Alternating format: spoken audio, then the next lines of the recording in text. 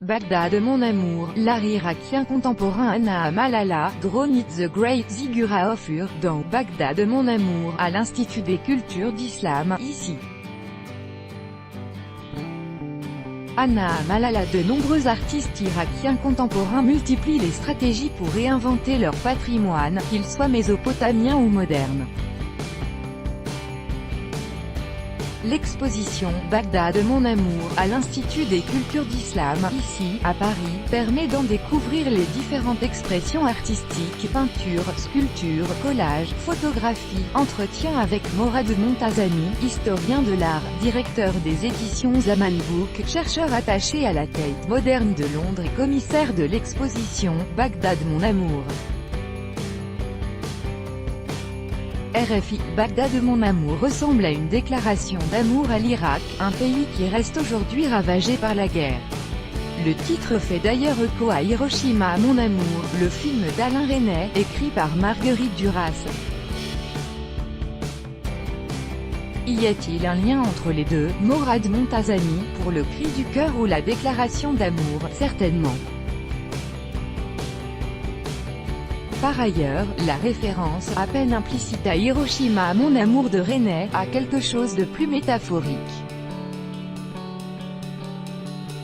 Notamment le rapport à la catastrophe assez implicite dans l'œuvre de Resnais a pu aussi m'inspirer dans une volonté de revenir sur Bagdad et avec les artistes de Bagdad d'une manière peut-être moins nostalgique, moins romantique et plus dans la célébration d'un héritage, même s'il est en péril, même s'il est en danger, de plutôt célébrer la réinvention de cet héritage patrimonial et culturel de l'Irak.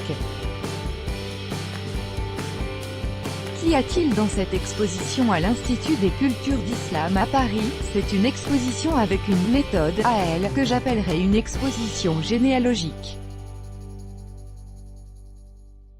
Il y a des générations différentes d'artistes irakiens, aussi bien d'artistes qui ont vécu ou qui ont même incarné la modernité post-indépendance de l'Irak, à travers les années 1950 et le Bagdad Modern Art Group dont nous avons des protagonistes dans l'expo. Puis il y a une génération plus tardive, qui a connu les années 1970 jusqu'à l'affirmation du pouvoir de Saddam Hussein et ses conséquences sur la vie culturelle et artistique irakienne et enfin des artistes contemporains qu'on peut voir dans les biennales ou ailleurs.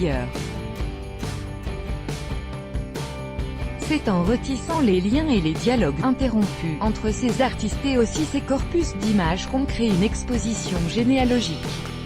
Ces artistes irakiens que vous exposez, peuvent-ils créer aujourd'hui en Irak? Évidemment, c'est toujours compliqué.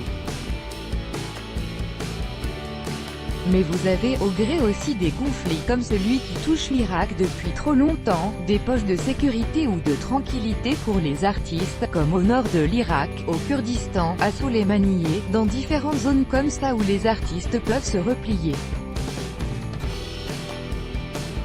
Par exemple, quand Bagdad était plus sous tension. Par ailleurs, il y a tout un mouvement d'internationalisation à grande échelle, à travers les biennales et les grandes expositions internationales essayant d'intégrer de plus en plus les artistes du monde arabe et du Moyen-Orient. Et aussi à plus petite échelle avec des initiatives d'artistes eux-mêmes, comme on peut voir dans l'exposition Bagdad mon amour avec un collectif de Mossoul, le Mossoul Eye. À travers son blog et aussi à travers l'espace d'exposition qu'on leur a donné, il essaie de montrer des œuvres des artistes de Mossoul. Ala Younis, plan for Greater Bagdad, 2015, dans Bagdad mon amour, à l'Institut des cultures d'islam, ici. Courtesi la Biennale di Venezia Ala Younis, Alessandra Chemeleux, 2015. Vous évoquez des stratégies artistiques pour réinventer le patrimoine national irakien. Cela va du degré zéro de la réinvention, qui consiste à reconstituer des statuettes et des objets pillés du musée des Antiquités de Bagdad, notamment de 2003 avec la grande vague de pillage suite à la chute de Bagdad, et à reconstituer ces objets en papier mâché, comme le fait un artiste comme Michael Rakovitz. Dans l'exposition, il reproduit ces objets à l'échelle de la plus petite amulette à la plus grande statue de bas-relief. Ou alors, il y a des réinventions plus métaphoriques, comme celle de l'artiste Sherko Abbas. Il a travaillé sur les représentations de pièces de monnaie irakiennes qui reprennent des symboles nationaux comme la carte de l'Irak, le palmier ou le barrage de Mossoul. Ce sont justement des symboles disparaissant avec le fait que ces pièces de monnaie ne sont plus en circulation dans l'économie irakienne aujourd'hui. Les artistes travaillent donc sur des documents, des vestiges, des reliques, aussi bien de l'Antiquité que de la modernité. Beaucoup investissent un petit peu l'héritage de l'architecture moderne de Bagdad dans les années 1950. On découvre que Le Corbusier avait planifié un bâtiment à Bagdad. Et ce sont des artistes d'aujourd'hui qui sont allés retrouver ces archives de Le Corbusier à Bagdad, par exemple. De nombreux artistes s'inspirent d'antiquités islamiques, mais aussi pré-islamiques, notamment sumériennes ou assyriennes.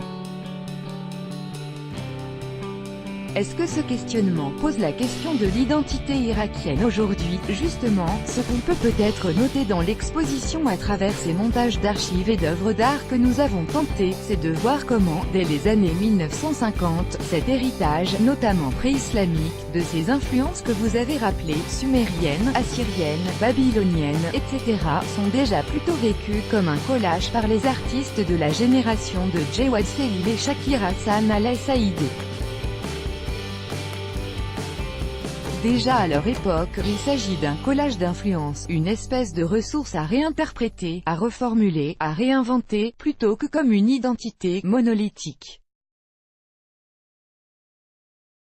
S'il n'y avait qu'une raison pour aller voir Bagdad mon amour, quelle serait-elle, selon vous?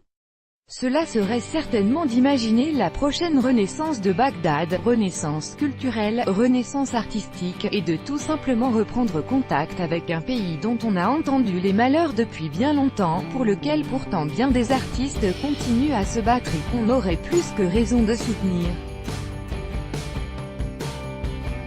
Michael Rakowitz, The Visible Enemy Should Not Exist, détail, dans Bagdad mon amour, à l'Institut des cultures d'islam, ici. Michael Rakowitz, Caché. Écoutez l'intégralité de l'interview avec Morad Montazami dans l'émission Orient Hebdo Bagdad.